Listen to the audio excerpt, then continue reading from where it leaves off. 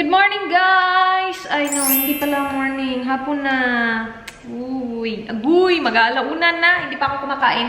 Mag-ano tayo, kakatapos ko lang mag-edit nung ano. Ang aga ko nagising kanina. Tapos, ngayon lang ako natapos mag-edit. In-edit ko yung vlog na napanood niya nakahapon, yung cleaning, clean with me video. Kasi ano siya, nag-voice over ako. Ang tagal ko hindi naka-voice over. So, medyo nanibago ako. And kailangan kong, like, you know, i-add yung voice over sa ano. So, medyo napatagal tayo doon. Pero okay na.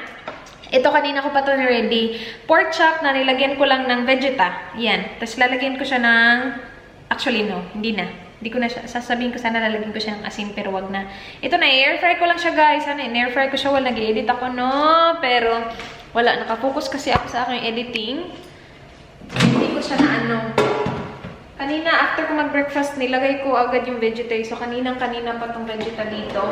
So, nuot na yung lasa niya. Yan na natin siya, guys. I-air fry natin siya. Hindi ko napansin yung oras. Mag-aalauna na pala. Air fry lang natin. Okay.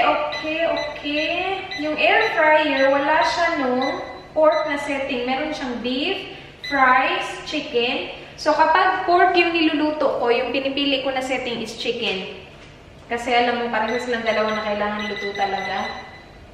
Lagay ko siya ng mga 15 minutes. 12:45 na, sa 15 minutes alauna. Sana maluto yun agad. Kakatapos ko lang maligo, guys. Medyo weak ang aking pangangatawan. Takbo pa more. Ano, sumama ka kay Dan kagabi, diba? Hindi naman kami tumakbo the whole way kasi hindi ko yan kaya yung ruta niya. Medyo malayo-layo. Kung siya lang yung tumatakbo, maabot siya ng mga 45 minutes, 50 minutes. Kahapon, more than an hour kami kasi it was more on walking kasi nga kasama niya ako. And now, masakit yung ano ko, legs ko, masakit yung mga pangatawan ko kanina. Pag kasi hinahatid ko si Dan dun sa ano, sa door, like hinahatid ko siya pag alis niya sa umaga, tumatakbo ako, hindi ko din alam, tumatakbo ako from dun sa harap ng bahay, papunta dito sa kitchen. Hindi ko alam kung bakit, pero tumatakbo ako, guys. Parang, hindi naman ako nagse-celebrate na wala na yung asawa ko. Hindi ko lang alam, tumatakbo talaga ako kanina. Feel na feel ko, takbo ako. Pag takbo ko, ang sakit ng thighs ko talaga. Grabe, sobra. Sobrang sakit niya talaga. Sabi ko, takbo pa more. Anyway, maglalagay ako ng lip tint. Para may buhay naman yung aking mukha. Kasi walang buhay. And kakain na naman ako ng mangga, guys. Pasensya na. Mamaya. Kakain ako. Agay na. Umay ka na yung mangga. Ayan. Oh, ayan. May kulay na tayo. Yung buhok ko, hindi ko siya binasa. Kaya ganyan siya. Hindi ko din alam sa kanya, eh. Magpapaputol ako ng buhok. Yung ano lang. Konti lang naman, just above my shoulders. Before ako umuwi ng Pilipinas, magpapaputol ako ng buhok. Yan. And, tinanggal ko yung nail polish ko na shellac. Kasi, di ba nagpa-shellac ako? Pangit ng kuko, guys. Ay, okay, pakita sa inyo. Pangit. Pahihirapan siya tanggalin. Sinuko siya ng acetone. Tapos, nilagyan ko pa talaga siya ng foil. Yung, kung paano nila ginagawa dun sa salon. Hindi talaga siya natanggal. Kailangan ko siyang, gamitin yung pusher. Kaya ito, ang bakas ng aking mga shellac. Ayan, kailangan ko yan i-vacuum. Diyan ko siya ginawa kanina.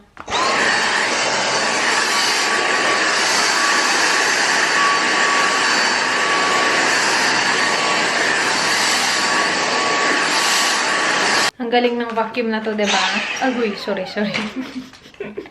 Ang galing niya, diba? Ang gaan-gaan pa niya. Pwedeng isang kamay lang. Tapos yung isang kamay nagwa-vlog. Perfect. Ito pala yung Dyson na marami na kasi to. Diba may mga iba-ibang version? V6 na cord-free. Yan. Yan yung amin. Maliit lang siya. Maingay nga lang siya. Pero okay lang. Lahat naman siguro ng vacuum maingay. Magluluto ako ng shrimp mamaya. So, kailangan ko i-remind si Dan sa garlic. Papabili ako sa kanya ng garlic. Yung lulutuin ko is garlic buttered prawns. Buttered garlic prawns. Basta garlic at saka butter at saka prawns lang talaga yung ingredients. Keto yan, diba? Uy, salamat sa mga nagme-message sa akin sa Instagram na nagbibigay ng mga lista ng mga keto at saka hindi keto. I really appreciate it, guys. Thank you so much. Pero kakasimula pa lang namin. So, kung may mamali-maliman kami, pasensya na. Huwag na lang kayong magalit. Sabihin nyo lang na maayos na. At Ray's hindi yan keto or Ray's hindi yan keto. Don't forget the garlic. And can you please buy strawberries? Thank you. Yung sumpa nila, ano? Parang buang tong dalawang to. Eto. Nandito ako sa harap ko. Nakaka-happy! Nakaka-happy si Vice at saka si Ayon. Anyway, kain tayo guys ng mangga. Marami to, 'di ba? Nilagay namin yung sobrang hinog na sa fridge. Dito nilagay namin dito kasi sabi ni Dan, kapag nilagay daw sa fridge, parang masa-stop yung paghihinog niya. Well, yan yung sabi niya. Hindi ko lang alam kung totoo. So, yung mga hindi masyadong, well, hinog naman kasi siya lahat. So, itong mga to, hinog na din siya. Overnight, guys, nahinog na. Ang dami ng hinog. Ang sasarap na nito. Kakainin ko to, guys. Pili tayo ng isa. Ito. Wait. Kain tayo. Ayan, ito. Kain! Nandito na siya, guys. He's home. Ang dami niyang binili para sa akin. He's gonna do a haul first, so... He's gonna My do specialty. Sige. Tawag siya kanina. Sabi niya, pwede ako mag-haul nito. Sabi ko, ikaw na talaga. Mongga. Wait, sabi. Where do I go? I went to Woolies and Asian Spices at Para Hills West. Yes. So if you need a good Filipino store, see Ate Cheryl. Yep, that's right. Ate Cheryl. Yep. Para Hills West, Asian Spices. So that's where we get a lot of our Filipino food from. Yeah, thank you po, ate. Yeah. Thanks for helping us out. Ate. Yeah, Para Hills West, guys. Ano yun, nandun yung Asian Spices. I-google nyo lang, Asian Spices. Yeah, Beefield Road. Alright, cool. So she's giving these away actually. I don't know if you're gonna like it or not. These are teas. Did you like tea? I like tea. So I grabbed a couple. So what is it? Guyabano tea. She said it's good for cancer or something. Cancer? I think it was cancer. Okay. So, I don't Tatlong know. boxes. Thank you, ate. Thank you. Thank This is a bit of a surprise. Ooh. I got you sausages. Some. I Thank just you. figured that would you eat these? Yeah. Yeah, that's what I figured. Thanks. Yeah, you're welcome. There you go. Enjoy. And then Hindi ko alam na ganito. cheesy ring. Cheese ring, that's Cheese what I was ring. looking for. Rose wanted some snacks, so she said get some cheese rings. I've got 3 of those. You know what? This is actually the big one. The small one is like half the size. Really? Yeah. Oh, He said they only have the great small story. ones. Yeah. So, okay. Kaya tinatlo. Isa lang sana kung malaki. And since you've got all these mangoes, Raz wants to make mango float. Yes. When are you making it? Tomorrow. Are we doing anything tomorrow? No? Okay. I'm just gonna make it. Okay. Alright. So 2 of those. So 2 packs of graham crackers. And then 2 corned beefs as well. Yeah, Pure Foods. Yeah. Ito maganda yung Pure Foods kasi maliliit. So you're sorted. Yep. And then strawberries. He went to Woolies. I went to Woolies. What do you do with the strawberries, babe? I'm gonna make something for you for your breakfast. Okay. Yep. Strawberries and pancakes are really good. Keto. Is that pancakes? No. No. I can make you keto pancake. No, that'll be crap. No, it won't be. You don't But know. make me keto pancakes. Not tomorrow. Okay. Saturday. We don't have anything for keto pancake. I'm making something different. So this is for the strawberries. No. You can't have what is that, cream? I don't know. Sorry. Reduced fat cream. Did you get 2? Oh. No. 2 condensed milk. 2 condensed milks. I'm gonna make graham de leche.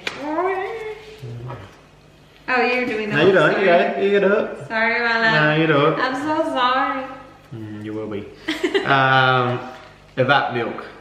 So, Creamy evaporated Creamy milk. evap milk. And lucky last, very exciting. Garlic. Garlic. To keep the vampires away. That's right.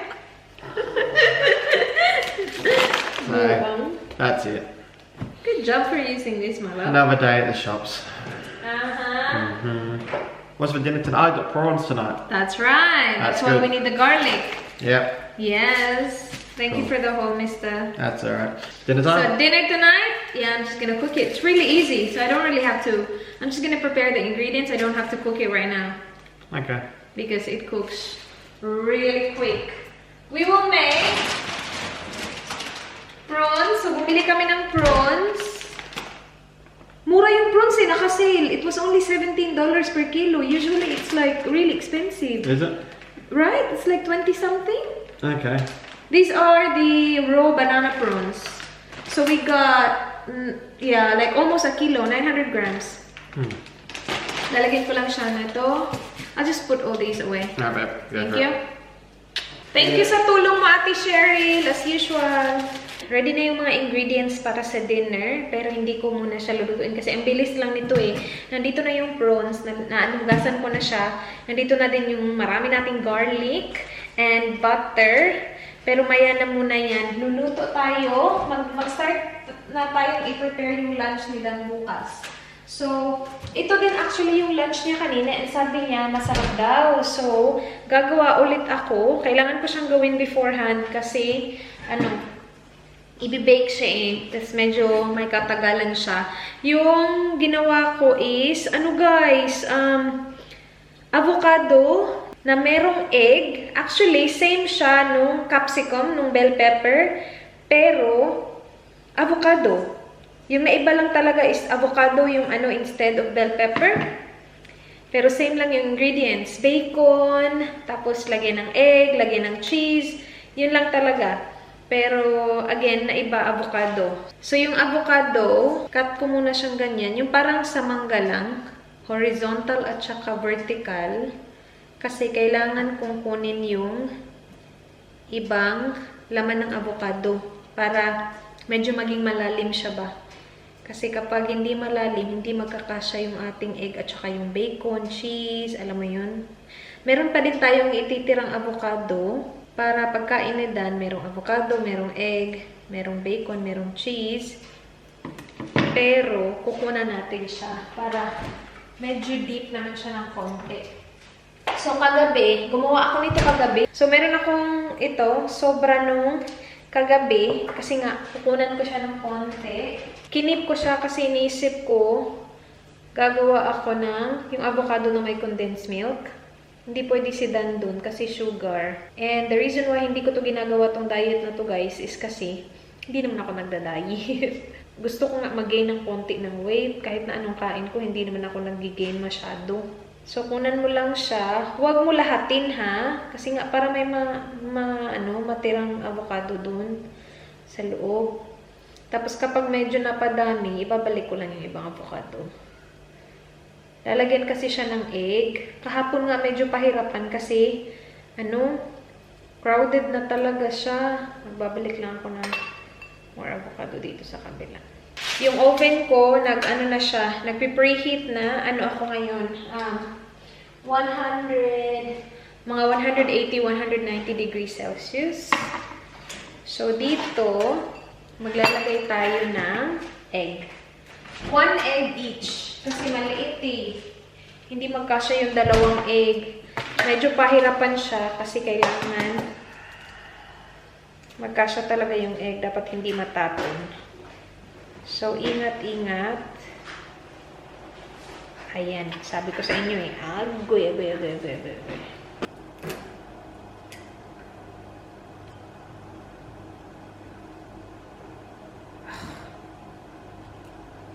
Maliit yung avocado kasi.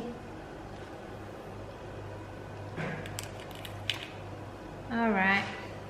Lagyan mo lang yan sa oven, guys. Oh, no. Lagyan pala ng asin. Where's the asin? Lagyan pala ng asin. And yung salt namin, pink salt. Himalayan salt. Okay guys, nandun na yung avocado, nandun na yung bacon na chinap ko na into maliliit, and then cooking my rice. Now we're ready to cook prawns. Una is maglagay tayo ng butter. Maraming butter kasi marami yung prawns natin. And Keto kasi yung butter. Okay. That's a lot of butter. Yep. That's like the sauce of our keto dinner, my love. Is it? Yep. Just that. Because usually I make my prawns with Sprite. Now with just that Okay. butter. Put this now. Ang daming garlic. That's a lot of garlic, my love. This is gonna be really garlicky and buttery. It's gonna be really good. Yes. Ayan guys, amoy ko na yung garlic. So ilalagay ko na yung prawns. There you go.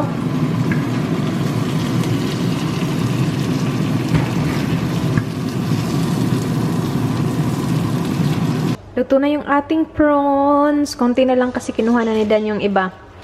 Pero yummers, kain tayo.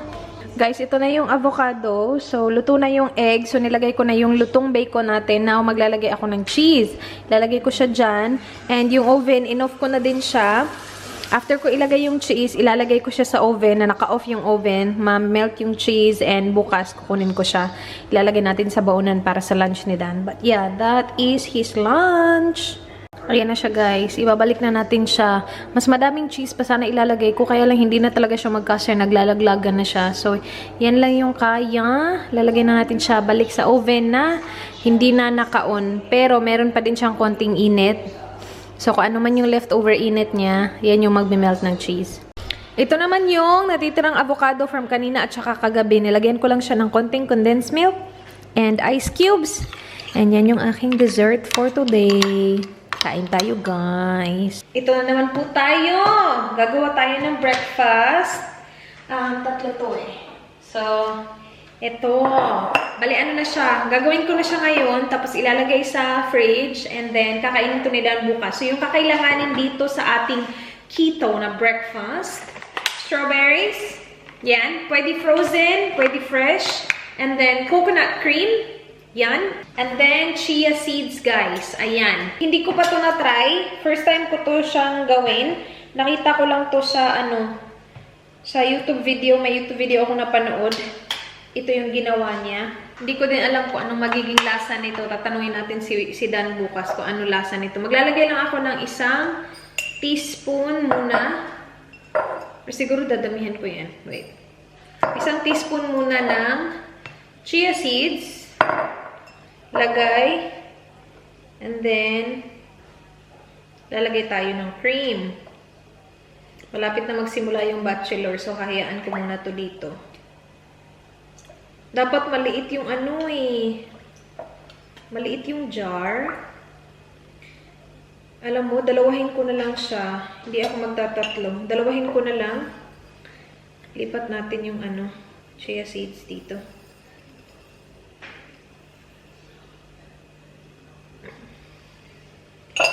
Dalawahin na lang natin.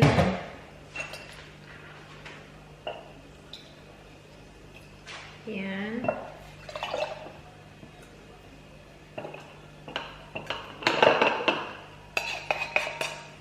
Agoy! Start na yung bachelorette!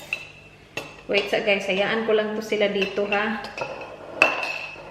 I'll be back. Okay, commercial break guys! Okay, commercial break. And ito na yung itsura ng ate. Uy, mabango siya ha? Babe, I think you like this. It smells good. This is for your breakfast. Yung kasi, yung sa keto, sobrang konti lang yung guys. Pwede na fruit kasi hindi nga pwede sugar, diba? And most sa mga prutas may sugar. Yung mangga nga na ang sarap-sarap, hindi kumakain si Dan. In fairness talaga sa kanyang keto diet. Hugasan ko lang yung strawberries tapos ikakat natin siya tapos ilalagay natin siya dito.